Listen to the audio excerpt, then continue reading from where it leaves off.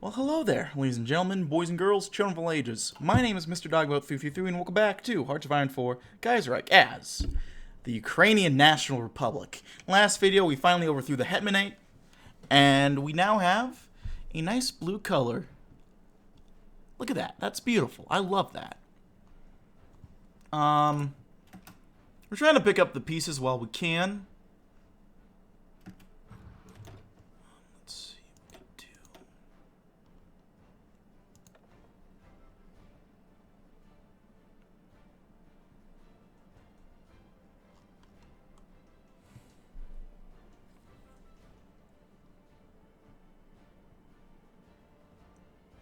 Voices of our rebirth. That's interesting. Huh.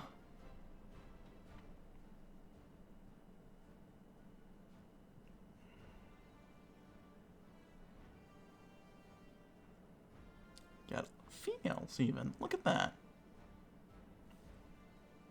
Gonna be necessary then to join Libertadores Coalition 2010 because they only had a few parliamentary seats for a lot stronger than one. Okay. Alright, I get ya. I understand. Let's go with this lady, Zenaida Mirna.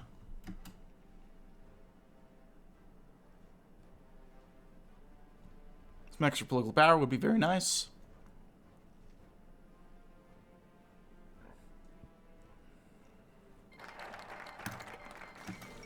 Cypriot Rebellion. Next, let's go ahead and do above class.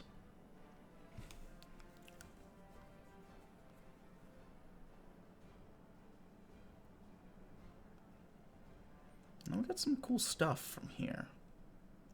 Yeah, above class. Our duty to create all conditions necessary for harmonious cooperation between different classes. Instead of pursuing their own narrow interests, we should work in union, striving to bring prosperity to the entire Ukrainian nation. I'm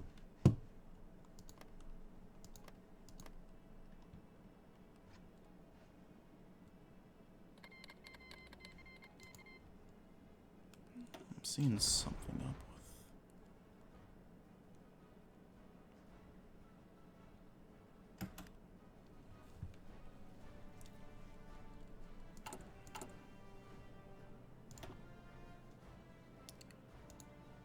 Noticing...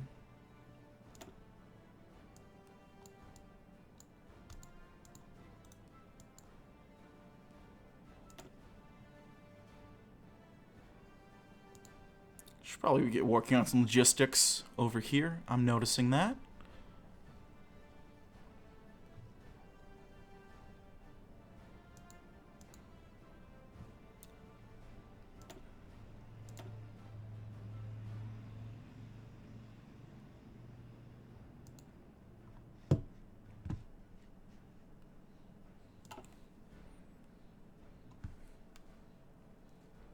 Okay.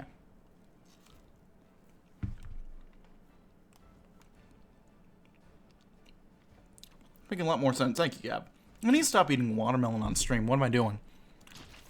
I take a bite, and then I got seeds, and I have to deal with seeds, and that gets gross. Plus, I'm recording now while streaming. And so people are listening to me eat watermelon while I'm recording. That's not professional at all.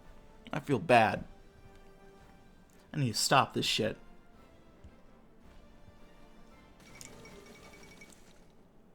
Well, there goes Bulgaria. Going after the Turks. The Ottomans, my beloved, they're not doing too hot. Oh, dear God, they are doing horrible right now. That is rough. So working on more industry.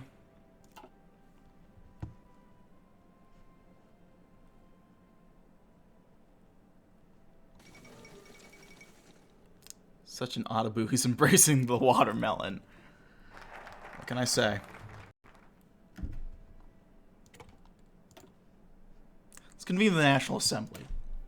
It's time for us to lay the first stones on the foundation of a new Ukrainian state. The best and brightest representatives of our nation will gather to form a legal, political, and economic framework fully suitable for the needs of a national revolution. The most important question on the agenda is as simple as it is crucial.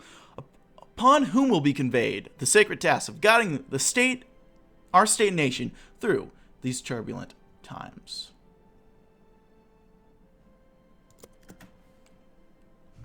Well, that's a question, isn't it?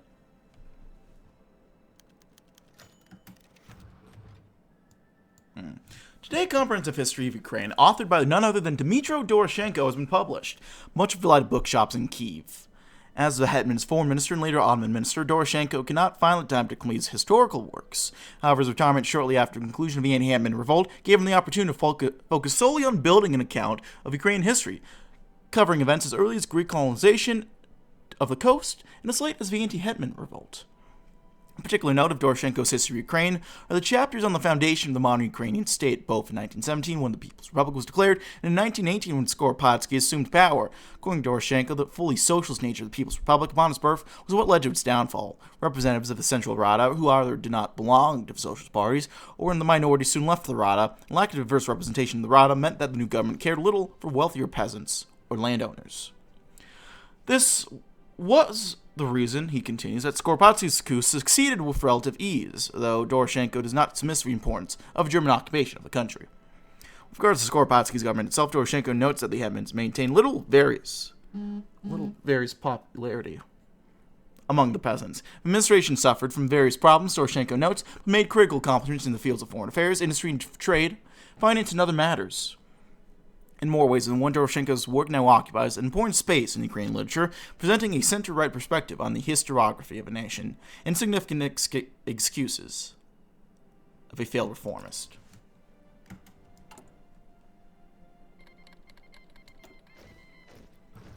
This point seemed to...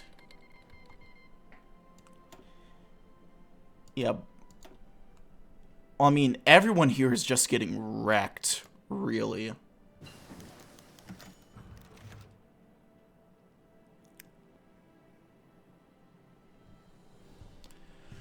Oh, fuck me. This is...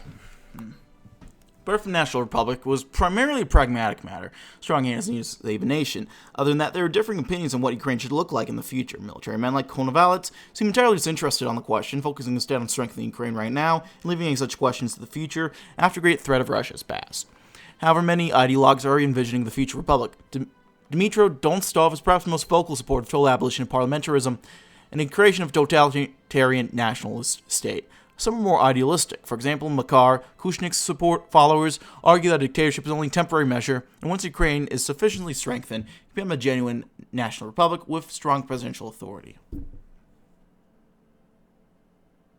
You know, democracy of national state of Ukrainian nation. We'll mess around with this a little bit.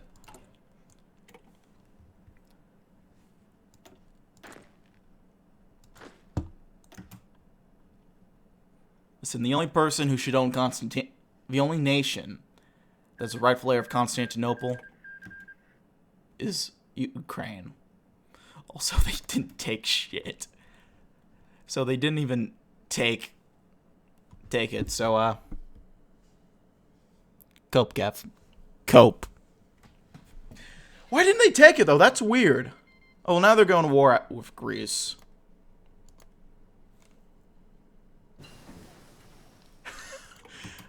That was a choice by the AI. Let's be real. Now the AI is going after Greece. This may not be a horrible idea. Let's work on rifles. But I don't know if that's really the play.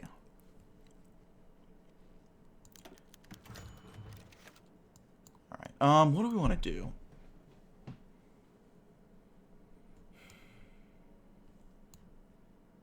I mean, when in doubt, spear firepower.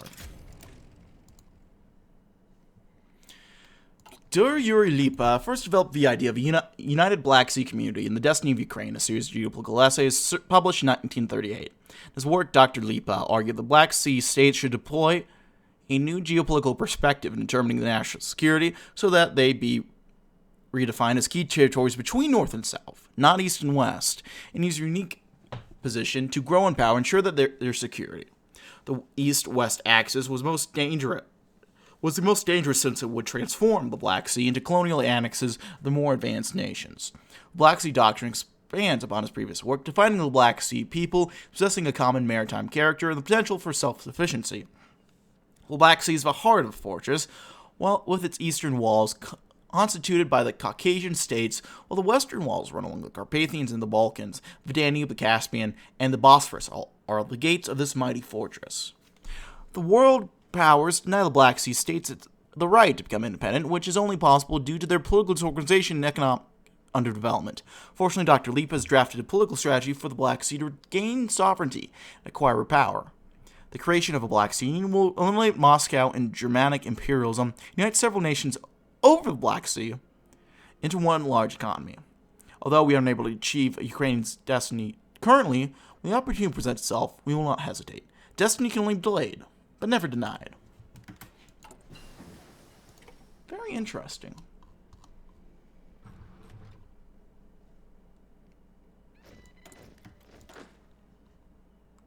Very interesting indeed. Do a little excavation. They literally invaded the Empire just to show that they could. That is a bit of a baller move, in all fairness.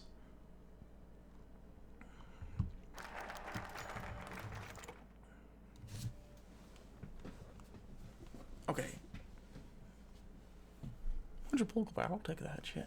The first minds all across Ukraine have been called to wield the power of the people temporarily. Their purpose is draft the foundation documents of Ukraine National Republic. Opened by Provisional Chief of State Mykola Sisaborsky, the Assembly proceeded by accepting the constitutional proposal made by the Secretary of the League, Dmytro Andreyev, and established the title of Provetnik as a permanent head of state, with powers equal to those of a hetman. The debate over who should be elected to the role formed two factions. The radicals of the LUN preferred to keep Sisaborsky, but ultimately outmaneuvered by a more conservative majority behind General Yevhen Konovalets. A stern, popular, and non-hetmanite military man is expected to be impartial in politics and solely dedicated to national good. As the election of Konovalets was clear, the solemn general received great applause. Finally, the half-Russian aristocrat is gone, and a true Ukrainian stays proudly in his place. He has come a long way. Beautiful. And he actually does have a bio this time. That's nice.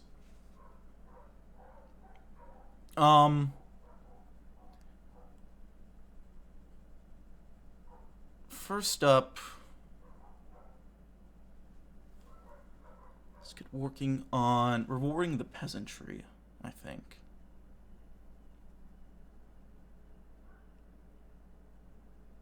Yeah, let's reward the peasantry. Chafing under reactionary yoke of a big landowner, the Ukrainian peasantry was denied an opportunity to prove its regrettable material situation. Refusing to bear it any longer, the rural masses revolted and eventually paved the way for our takeover. It's time to put an end to previous injustices, ensure that the agrarian core of our nation has all the necessary means for its development. Let's do it. Next we got,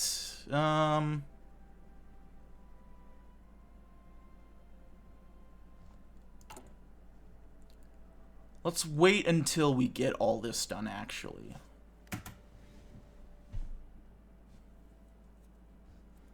Let's make sure we get our railways done. Then we'll get working on some of this stuff. There we go.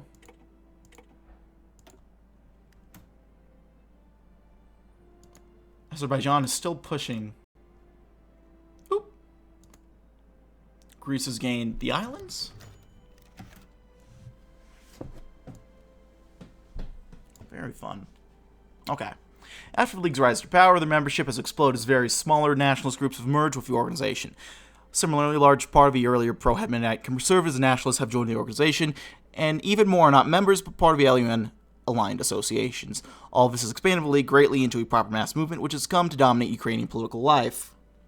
It quickly became apparent that the League now had two distinct groups. The Old Guard is composed of more moderate nationalists, many of whom previously cooperated with Hetmanate. Administrators, older officers, and veterans of 1917-18 battles tend to fall into this group. Their outlook to the national revolution is restricted. They do not desire a great ideological upheaval, but an effective militarized state, something what the Hetmanite should have been. They are most supportive towards General Konovalets and military rule in general. The Young Guard, which is ironically the group which has been in the LUN for a longer period of time, are young radicals, lower-ranking officers, and of the university-educated middle class. Its symbols are ideologues like Mykola Sisaborsky and Dmytro Donstov.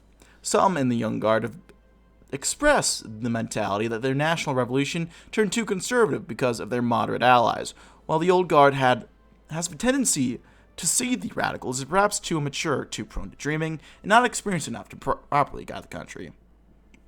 I mean, both have some points, you know? They're both spitting.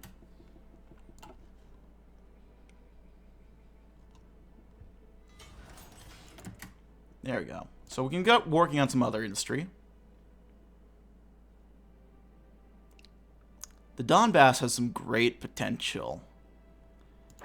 But it also has potential to be immediately wiped the fuck out come a Russian invasion. So I'm a little skeptical of that, obviously. Reasonably so. You know.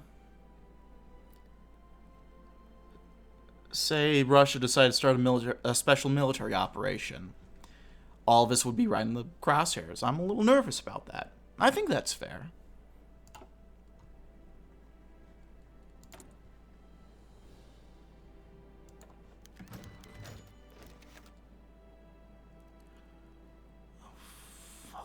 Stability's killing me.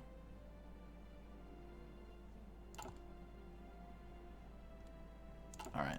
One man rose into national prominence during the League's rallies like no other. Dmitry Donstov. His pamphlets were widely spread, and Donstov quickly became a figure of almost legendary proportion among the younger LUN rank and file. Donstov has been the most outspoken critic of keeping the old vestiges of the Hetmanite order, instead calls for the birth of a new man with hot faith and stone heart, one who would commit to nationalism of deeds and not that of words. Donstov is a virulent Ukrainian ethno-nationalist and preaches supremacy of a nation over everything else.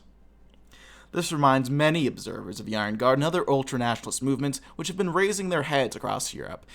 As an additional suspicion is raised by Donstov's past, is he used to be a supporter of Hetmanist ultra-traditionalism until he grew disillusioned with the regime and joined the LUN. His popularity has made him a potential threat. Some have called for restricting the publication lest they spread needless radicalism to the people. Let's censor his most revolutionary writings. This is why in Azov we need a special force. That's I think that's a little too on the money politically. Like, that's a little too blatant a reference. Now I can't be convinced otherwise if I have financial backing, perhaps, but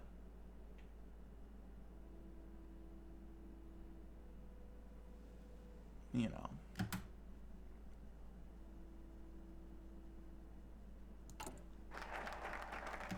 Reward the peasantry. Let's go with the destiny of Ukraine next. Each nation has a destiny and either fulfills it or perishes trying. Ours is quite clear: to bring moral and spiritual revival to Eastern Europe, to help various peoples of these lands in realizing their true potential, stability and security for the entire region, an ideal worth striving for.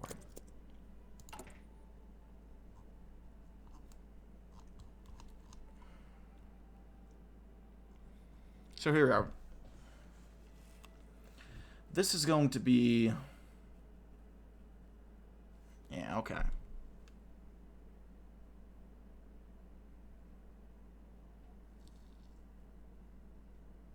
Let's work on resettling peasants.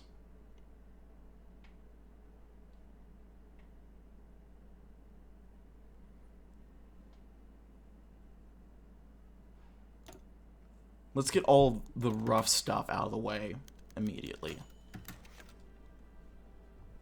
Banished to a position of irrelevancy ever since the court decided to confine him to house arrest in Zdaka, Pavel Skoropadsky has certainly seen better days. From the beginnings of his confinement, a disgraced old hetman set out to write his personal memoirs to recount life as Ukraine's head of state for 2 decades. Today, his memoirs have been officially published. In his preface, Skoropadsky notes that he lacks the desire or ability to create interesting memoirs, something exacerbated by his old age. Nonetheless, his publication provided a rather comprehensive account of Ukrainian state's history from the beginning of Hetmanite to the nationalistic coup in late 38. Towards the end of his memoirs, when Skoropadsky discusses the coup itself, he reflects that he's not particularly satisfied with the direction the nation is heading, although he does not elaborate on this. He admits that his administration may have made some mistakes, and this will lead to the destruction of his administration. Yet he remains adamant that his role was an overall benevolent one which the new leadership must be thankful for. After all, it was he who prevented the socialist takeover of Ukraine not just once, but 3 separate times in the young nation's history. Does he really think of himself as some savior? Let's get working on all the land redistribution stuff. Because we do need a lot of land reform going. That goes to AUS. How's Canada doing with that? They're actually doing okay. Not getting immediately reamed.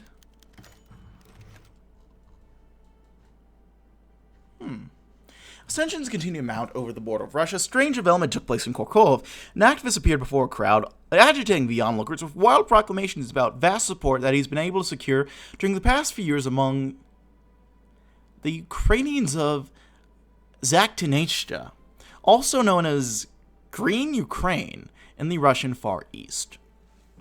Remembering about the constant failures of the Ukrainian state in providing even the most meager living standards for its citizens, he finished his speech with a promise. Local Ukrainians, languishing in despair, ready to revolt and cast away the Russian yoke. The only thing required is additional funds, which he is so desperately needing all around Ukraine. Some among the crowd were listening with curiosity, others with mild interest.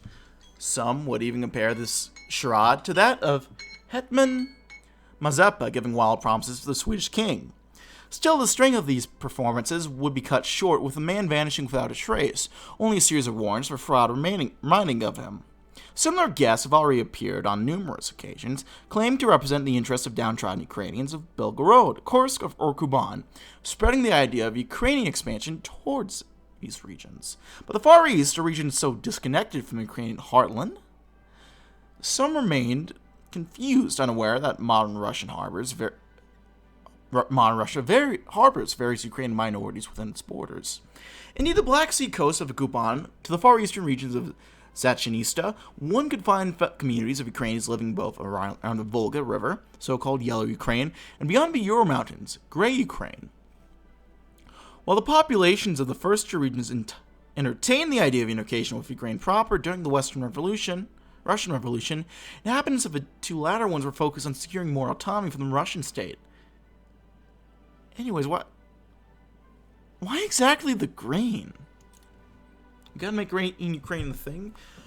I'm not opposed, but why green? They're asking the real questions here. And we won't get answers this time, because I gotta end the video here. But thanks as always for watching. If you like, dislike. If you didn't leave any comments, feedback, down in the comment section below. Check out my various descriptions. Links in the description box, rather. Hit the sub button for uploads weekdays as well as Saturdays. And yeah, that's it for now, my friends. I thank you for watching, and I'll see you next time.